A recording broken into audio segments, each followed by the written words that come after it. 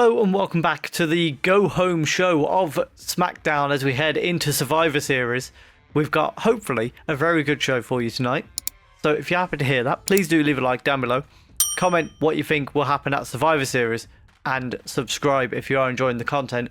I will, at the end of this, put a Survivor Series match card down in the description below so that if you want, you can do some predictions in the comments.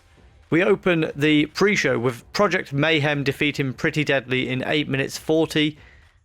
Gets a 48 rating. Not really much to talk about with pre-show matches. After that, we have Chelsea Green defeated Michin in 8 minutes as well with a 44 rated match. And then finally on the pre-show, we have the Von Erichs defeating A-Town Down Under in 11 minutes, getting a 47 rating. Looking at this early on, it does appear that Marshall is very much the better of the two Von Erichs. Maybe he could end up being pushed in a singles capacity in the future, but they will be coming to Raw next week. And we open the main show with a very disappointing 53 rated segment, where Solo reaffirms that Roman is making the biggest mistake of his life going into War Games 4 versus 5. Roman comes out and tells Solo it does not matter if it's 4 versus 5. The OTC, the OG Bloodline, will win. And then we hear, "My name is Paul Heyman." And he pretty much cuts the promo that he did in real life, revealing it will be 5 versus 5. And CM Punk is joining the OG Bloodline as a brawl breaks out. Not sure why that only gets a 53 rated segment, and it makes me a little bit worried about the match that we're going to have at War Games. After that, we have Carmelo Hayes in an interview saying he doesn't care if Joe Hendry, and you know the rule, say his name and he appears. Joe Hendry interrupts him and says now that he's in WWE, he is coming for that United States Championship. He is not going to the front of the queue because he's only just joined. He's got to earn his right to face Carmelo Hayes. But he's making it very clear that's what his goal is. And next up, we need to decide who has the advantage in War Games. And in a decent match, getting a 70 rating, which I'm very happy with, Jacob Fatu defeats Jey Uso in 13 minutes and 3 seconds with a Samoan drop. So that does mean the new Bloodline have advantage at War Games. Also, creative finish was a success, which we love to see. Next up, we just have Jacob celebrating that he's claimed the advantage, getting a 66 rating. And we go straight into another match with the Unholy Union defeating Katana Chance and Caden Carter in 10 minutes 58 when Isla Dawn pinned Caden Carter with an air raid crash. Gets a 47 rating, so not too bad considering it says terrible wrestling. However, not too good either. But this is just a setup after the match. Jade Cargill attempts to come out and fight the Unholy Union. However, they manage to escape into the crowd, leaving Jade furious at their attack on Jade last week. The women's tag team division is very much going to be across both shows, just because we don't have many women's tag teams. I am going to be working on that as we head into the new year. Next up, Roman Reigns is backstage with the Bloodline and CM Punk, and he questions why CM Punk is here to help. CM Punk explains very simply, Solo Sikoa and the new Bloodline attacked Paul, and Paul is his friend.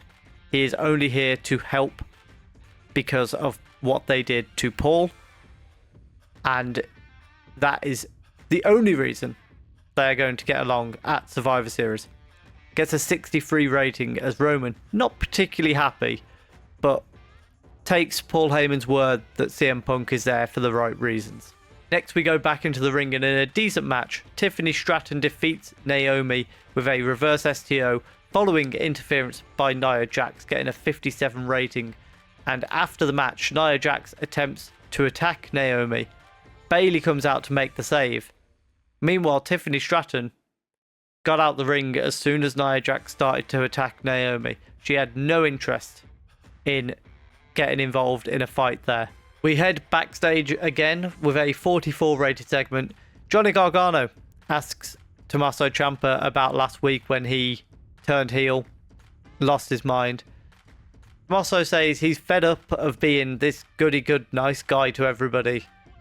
He wants to be the best version of Tommaso Ciampa, and the best version of Tommaso Ciampa was the Blackheart. And he says to Johnny, the best version of you was Johnny wrestling. Let's become those versions of ourselves again.